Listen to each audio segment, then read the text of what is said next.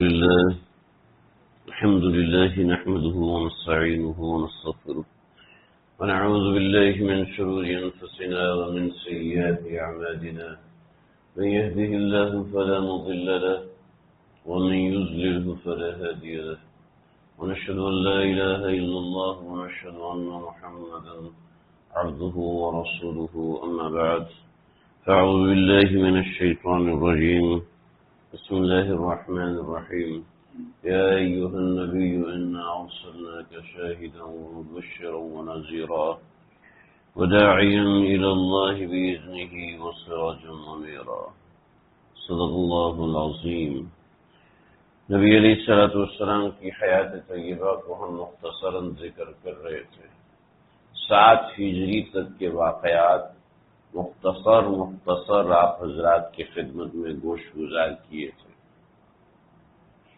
7 ہجری میں آپ صلی اللہ تعالی علیہ وسلم نے شاہان سلطنت کو خطوط لکھے اور یہ خطوط اپنی جلالت شان کے ساتھ تھے، اسلام کے بنیادی اصولوں کے ساتھ تھے اور اسلام کی صحیح تعلیم یعنی عقیدے کی تعلیم اس کے مطابق تھے. ملک آپس میں ایک دوسرے سے رابطہ کرتے ہیں تو معاشی اصطلاحات کے لیے رابطہ کرتے ہیں، خاص طور پر خطے کے امن و امان کے لیے رابطہ کرتے ہیں عام طور پر، اور اس کے علاوہ جو بھی باتیں ہوتی ہیں وہ سب اس کے ضمن میں ہوتی ہیں. تو ان کو آپ سے کچھ مائنز چاہیے یا آپ سے کوئی تعلقات چاہیے، وہ سب معاشرتی اصطلاحات کے اندر 2 چیزیں، امن و امان اور معیشت، ان 2 بنیادوں پہ رابطے ہوتے ہیں. اس کے علاوہ کوئی تیسری بات نہیں ہوتی. چنانچہ نبی علیہ الصلوۃ والسلام کا جو رابطہ تھا وہ اس کے علاوہ ایک تیسری بات پہ تھا. اسی چیز نے شاہان سلطنت کو ہلا کے رکھا، شاہان سلطنت کو جھنجھوڑ کے رکھا. قیصر روم نے جب آپ کا خط دیکھا تو اس بات پہ حیران رہ گئے کہ کوئی ملک ایسا بھی کر سکتا ہے کہ امن و امان اور معیشت ان دونوں کے علاوہ کوئی تیسرا نقطہ بھی ہو سکتا ہے، اور وہ نقطہ ایسا ہے جو سب سے زیادہ اہم ہے. یعنی ایسا نہیں کیا کہ پہلے ان سے تعلقات استوار کیے، ان سے معیشت کے معاملات کیے اور اس کے بعد ان سے کوئی دین مذہب کی بات ضمنی طور پر کر لی ہو، نہ، بلکہ بنیادی طور پر انہوں نے اس بات کی عکاسی کی کہ ہمارا تم سے رابطے کا مقصد صرف اور صرف اسلام، عقیدہ، مذہب ہے، اس کے علاوہ کچھ نہیں. اور یہ کون سی قوم کہہ رہی ہے جو پیٹ پہ پتھر باندھے ہوئے ہے؟ یہ کون سی قوم کہہ رہی ہے کہ جو اپنے ہی رشتہ داروں سے ڈرتے ہیں اور انہوں سے معاہدہ کیا ہوا ہے؟ دنیا کی نظر میں یہی بات تھی کہ ان کے معاشی اصطلاحات اتنی کمزور، ان کے معاشی معاملات اتنے کمزور، اور اس کے باوجود یہ شاہان سلطنت سے رابطے کر رہے ہیں. اور رابطہ کر کے ایسا نہیں کہ جی آپ ہماری بات سن لیجئے، آپ کی بڑی مہربانی اور آپ ایسا اور ویسا ہے، نہیں، ایسا نہیں ہوا، بلکہ بڑے ایسے ویسے عجیب معاملات ہوئے. چنانچہ آپ علیہ الصلوۃ والسلام نے جو کسریٰ فارس کو خط لکھا، اس کے دربار کا جاہو جلال میں نے آپ کے سامنے ذکر کیا تھا، اور اس کی حکومت کی بلندیاں وہ بھی میں آپ کے سامنے ذکر کر چکا ہوں. اور اس وقت دنیا کی سپر اور سپریم پاور بن کے وہ نظر آ رہے تھے دنیا کو. اور آپ علیہ الصلوۃ والسلام کا خط اس کے پاس جاتا ہے، اور وہ جب یہ دیکھتا ہے کہ انہوں نے ابتدا ہی اپنے نام سے کر لی ہے، تو اس نے ایک شخص کو بھیجا نبی علیہ الصلوۃ والسلام کو گرفتار کرنے، اور اس کے سفیر آئے. یہاں تک بات میں نے آپ حضرات کی خدمت میں ذکر کر دی تھی. تو جب ان کے سفیر نبی علیہ الصلوۃ والسلام کی خدمت میں آئے تو آپ نے جو برتاؤ کیا وہ سارا میں نے آپ کے سامنے ذکر کیا. اس کے بعد آپ صلی اللہ علیہ وسلم نے اس کو لکھا کہ خسرو پرویز یعنی کسریٰ، اس کو اس کے بیٹے نے قتل کر دیا ہے فلاں تاریخ کو، اور پھر ویسے ہی ہوا. تو قصہ یہ ہوا کہ جو خسرو پرویز تھا اس کی بیوی تھی شیریں. یہ شیریں یعنی اس کی اصلی بیوی نہیں تھی، بلکہ جو بیوی جو اس کے بیٹے کی ماں تھی وہ بیوی نہیں تھی، بلکہ مزید جو جیسے بادشاہ نے سلطنت اور بیویاں کرتے ہیں تو اس کی ان بیگمات میں سے تھی اور اس کا بڑا ایک نام تھا۔ تو شیریں اس کی بیوی تھی، اور جو اس کا بیٹا شیروے تھا، یہ شیروے اس کی بیوی کے اوپر غلط نظر رکھے ہوئے تھا۔ اگرچہ یہ اس کی سوتیلی ماں تھی، لیکن چونکہ مذہب اور مسلک تو نہیں جانتے تھے، دین اور شریعت تو نہیں جانتے تھے، تو ظاہری بات ہے جب جس کے سامنے دین اور شریعت نہیں، حدود اور قیود نہیں ہے، ظاہری بات ہے ان کو کیا سمجھایا اور کیا سکھایا جا سکتا ہے۔ تو شیروے نے رات کو کسی وقت اٹھا ہے، اور اس کی نظر بعض روایت کے مطابق، جو روایت ہمارے اکابرین میں حضرت مفتی رفیع عثمانی صاحب دامت برکاتہ نے سنائی، تو اس لیے اسی مناسبت سے میں ذکر کر دیتا ہوں، ورنہ یہ بھی ان داستانوں میں سے ہے جو بعض حضرات نے اس کا اظہار کیا کہ یہ کوئی ایسے ہی داستان ہے، لیکن برحال واقعہ برحال اپنی جگہ موجود ہے، میں مختصر اشارہ کروں گا۔ اصل میں یہ شیروے اپنی جو سوتیلی ماں ہے اس کے بارے میں کچھ غلط ملت سوچتا تھا، اس نے کہا جب کسریٰ پرویز ہٹ جائے گا تو یہ میری بیوی بنے گی، تو اس کو حاصل کرنے کے لیے اور نمبر 2 امور سلطنت اپنے ہاتھ میں پکڑنے کے لیے اس نے بڑی پلاننگ کی، منصوبہ بندی کی، اور کسریٰ کو رات کے وقت اٹھا جب اس نے دیکھا کہ باپ کے کمرے کے باہر گارڈ وغیرہ کھڑے ہیں، اور ان کو بتا کہ بیٹا اندر جا رہے، اور ہتھیار لے کر گیا اور اپنے باپ کے سینے پہ تلوار رکھی اور پار کر دی، اپنے ہی باپ کو قتل کر دیا۔ یہ اس رات کا واقعہ ہے جب بحرین کا وزیر نبی علیہ الصلوۃ والسلام کے پاس آیا اور آپ صلی اللہ علیہ وسلم کو گرفتار کرنے کا حکم نامہ دیا، تو آپ نے فرمایا کہ جاؤ دیکھو تمہارے بادشاہ کے بیٹے نے اس کو قتل کر دیا ہے، اور اب وہ شیروے بھی اتنا عرصہ حکومت میں نہیں رہے گا۔ لیکن کسریٰ چونکہ خسرو پرویز بڑا زبردست بادشاہ تھا، اور جو اس کے وفادار تھے، ظاہری بات ہے وہ پرکھنے میں وہ ایسا کچا آدمی نہیں تھا، کسی ایسی عورت کو اس نے اپنا بیوی بنا لیا، ایسا انسان نہیں تھا، بڑا زبردست سمجھ پرکھ تھی اس کے اندر۔ چنانچہ جب اس کی بیوی شیریں نے دیکھا کہ اس نے میرے اصول کی خاطر تو اپنے باپ کو قتل کر دیا ہے، تو ایسے بندے کا کیا بھروسہ، کیا اعتماد، چنانچہ اس نے بھی اپنے پیٹ کے اندر چھوڑا مارا اور اپنے آپ کو وہیں پر تڑپا کے ختم کر دیا، تو اس کی بیوی بھی چلی گئی۔ تو شیروے تو ظاہری بات ہے ایسے لوگ ایسے ہی معاملات کے حامل ہوتے ہیں، تو چونکہ کسریٰ بادشاہ تھا وہ سمجھتا تھا، تو اس نے ایک دوائی تیار کروائی تھی، اور اس نے دوائی کے اوپر ایک مہر لگائی، شاہی مہر لگائی، تو یہ جو ہے خاص معاملات کے لیے طاقت دینے والی دوائی ہے، لہذا یہ دوائی کھانے کے بعد یہ فوائد ہوتے ہیں، وہ فوائد ہوتے ہیں۔ اس کو اپنی خاص الماری میں رکھا، تو کچھ عرصہ گزرا، تو جب خاص الماری کھلی تو دیکھا اندر سے یہ دوا نکلی، حالانکہ وہ مغلق زہر تھا۔ چنانچہ اس نے وہ دوا استعمال کی، اور دوا استعمال کرنے کے بعد وہ وہیں پر ہلاک ہو کے مر گیا۔ تو اس طریقے سے معاملات ہوئے۔ پھر کسریٰ کی ایک بیٹی سلطنت میں آئی، لیکن ظاہر بات ہے کسریٰ کے جو درباری تھے وہ اتنے طاقتور تھے عقل اور فہم کے اعتبار سے، ہر ایک نے اپنی اپنی فوج بنائی، اور فوج بنا کے کسریٰ فارس کے 2 ٹکڑے ہوئے، خالد ابن ولید کے ہاتھ حضرت سعد بن ابی وقاص، حضرت عبید اللہ بن جراح رضی اللہ تعالیٰ عنہ، یہ دیگر صحابہ نے کسریٰ کو ایسے نیست و نابود کیا اور فارس کو فتح کیا حضرت سعد بن ابی وقاص رضی اللہ تعالیٰ عنہ نے۔ لیکن یہ فتح جب ہوا جب حضرت عمر بن خطاب کا زمانہ آیا، تو آپ نے اسی وقت فرمایا کہ تیرے بادشاہ کا یہ معاملہ ہے جس نے مجھے یہ معاملہ کیا۔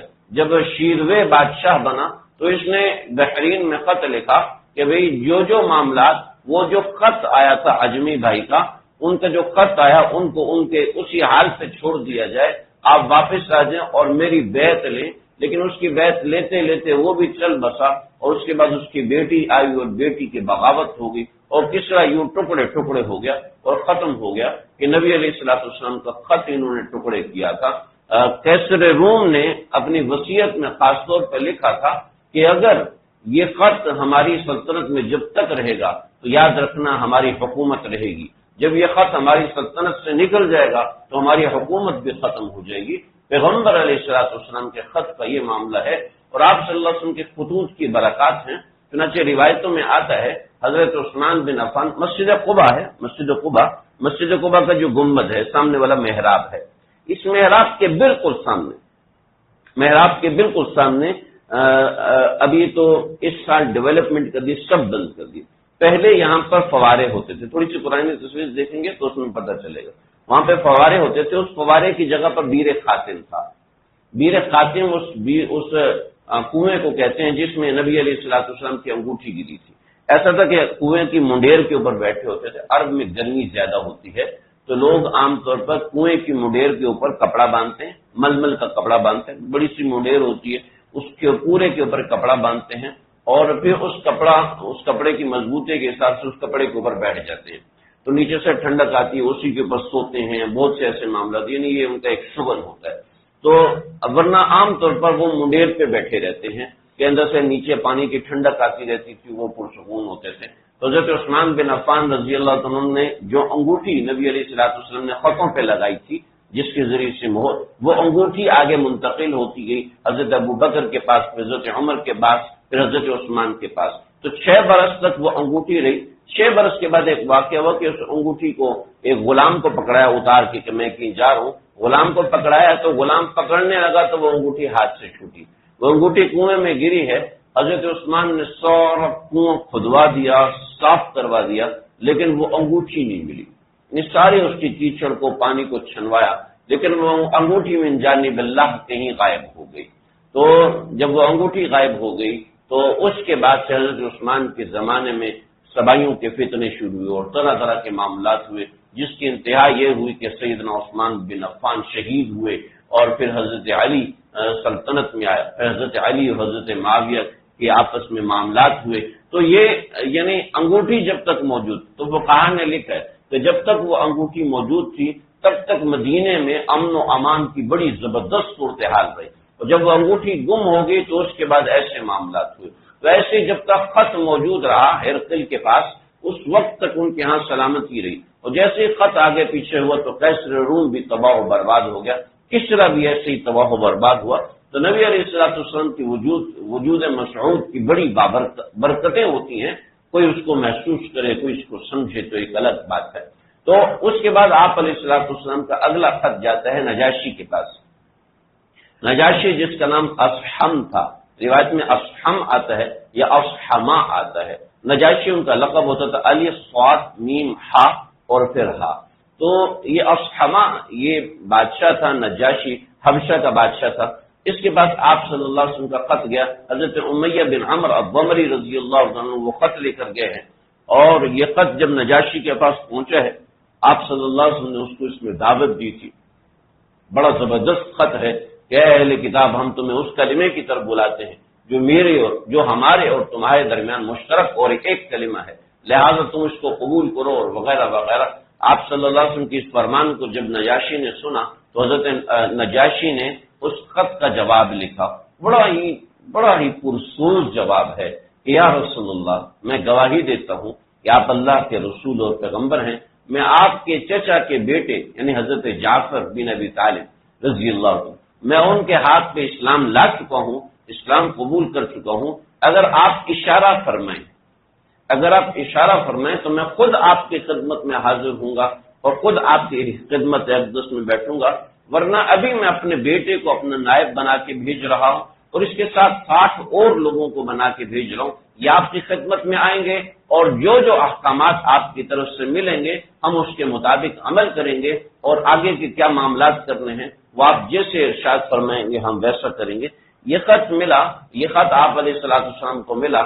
آپ خوش ہوئے، لیکن نجاشی کے بیٹے اور اس کے ساتھ 60 سفیر جو ملک حبشہ کی طرف نبی علیہ الصلوۃ والسلام کے پاس آئے تھے، وہ سارے کے سارے سمندری طوفان کے اندر ایک کشتی آئی اور کشتی کے اندر غرق ہو گئے. وہ کبھی پہنچ نہ سکے، ورنہ نجاشی کے معاملات ہی اور ہوتے. 9 ہجری میں نجاشی جو ہے وہ اپنی انتقال کر گئے، اور نبی علیہ الصلوۃ والسلام کو وحی کے ذریعے سے بتایا گیا کہ نجاشی انتقال کر گئے. سید التابعین یہ اصحما ہیں.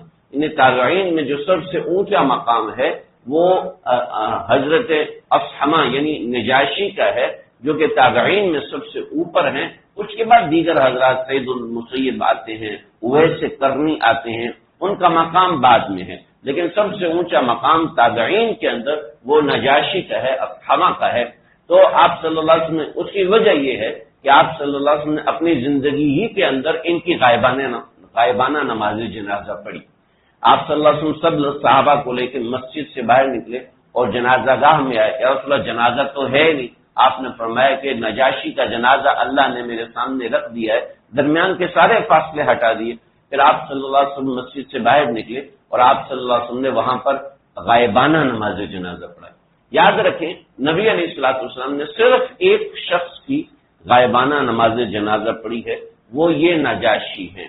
فقہا نے لکھا ہے کہ بس ایسے ہی غائبانہ نماز جنازہ پیغمبر علیہ الصلوۃ والسلام کے ساتھ خاص ہے، اس کے علاوہ غائبانہ نماز جنازہ امت نے کسی کو اجازت نہیں دی۔ یہ آج کچھ فقیہ حضرات نکلے ہیں ماشاءاللہ سے، جن کو 1400 سال کے بعد اجازت ملی، ورنہ نہ ابو بکر صدیق رضی اللہ تعالیٰ عنہ نے کبھی غائبانہ نماز جنازہ پڑھی، حضرت عبیدہ بن جراح شہید ہو رہے، لاکھوں صحابہ کرام شہید ہوئے، حضرت عمر نے کبھی نماز جنازہ غائبانہ نہیں پڑھی۔ آپ صلی اللہ علیہ وسلم کے کئی صحابہ آپ کے مشن پہ گئے اور آپ نے 2 مہینے تک نماز کے اندر فجر کی نماز کی دوسری رکعت میں کھڑے ہوئے، اور کھڑے ہونے کے بعد رکوع کے بعد کھڑے ہوئے، سجدے میں جانے سے پہلے 2 مہینے، 1 مہینہ، بعض روایت کے مطابق 2 مہینے آپ نے ان لوگوں کے لیے دعا کی اور ان کے مخالفین کے لیے بد دعا کی، یعنی اتنی آپ کو عقیدت و محبت تھی، اتنا تعلق تھا، لیکن آپ نے ان کے لیے غائبانہ نماز جنازہ نہیں پڑھی۔ حضرت زید بن حارثہ آپ صلی اللہ علیہ وسلم کے بیٹے کے مثل تھے، آپ نے فرمایا کہ زید بن حارثہ شہید ہوئے، اب جھنڈا اٹھایا تو اس نے عبداللہ بن رواحہ نے اٹھایا، اب جھنڈا اٹھایا تو فلاں نے اٹھایا، اب جھنڈا اٹھایا تو اللہ کی اس تلوار نے اٹھایا جس کو کوئی توڑ نہیں سکتا، یعنی خالد بن ولید نے اٹھایا، اور پھر یہ جنازہ، لیکن آپ نے ان میں سے کسی کی نماز جنازہ غائبانہ نہیں پڑھی۔ چنانچہ میں کوئی اپنا مسئلہ نہیں بتا رہا، میرا کوئی مسئلہ ہی نہیں ہے، میں تو فقہا کی بات بتا رہا ہوں۔ ابو بکر صدیق، حضرت عمر فاروق، حضرت عثمان غنی، حضرت علی مرتضیٰ، حضرت عثمان کی شہادت ہوئی، حضرت معاویہ قصاص لینے مدینے پہنچ گئے، لیکن غائبانہ نماز جنازہ انہوں نے نہیں پڑھی۔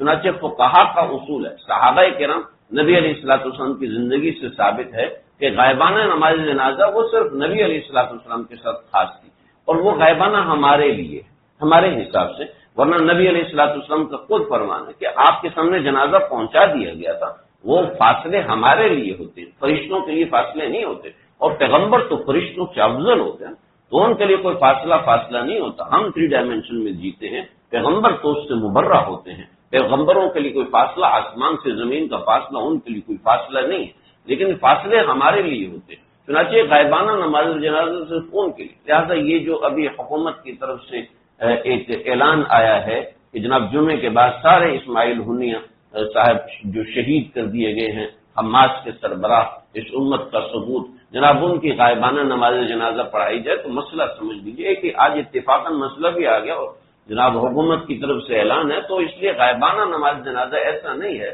کہ جناب ہم اسماعیل ہنیہ تو یہ بہت بڑا نام ہے، لیکن اس سے بڑے نام تاریخ اسلام میں گزرے جو ہماری آنکھوں کے سامنے، اور شیخ ملا عمر رحمۃ اللہ تعالی علیہ، شیخ اسامہ بن لادن رحمۃ اللہ تعالی علیہ، تو ظاہری بات ہے یہ بڑے بڑے نام ہیں، تو اس کے سامنے آپ کو اندازہ ہونا چاہیے کہ بھی کیا کیا معاملات ہیں۔ ہم سیرت کے درس میں نجاشی تک آپ صلی اللہ علیہ وسلم کا خط پہنچا اور نجاشی نے آپ کو جواب دیا، ہم بات کو آج یہیں تک